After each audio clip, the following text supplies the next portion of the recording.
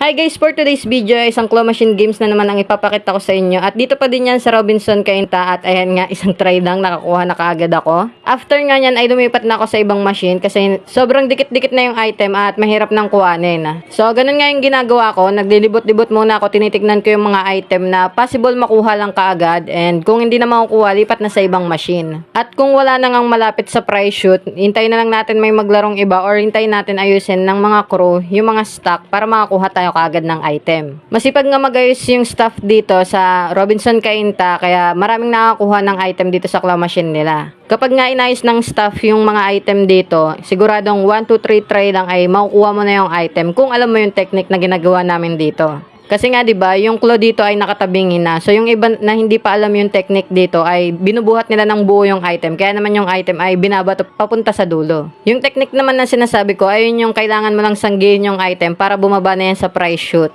Minsan pa nga kahit nag-error yung claw, nakakatulong pa yun para makakuha ka ng item. Yun lang guys, thank you for watching and goodbye.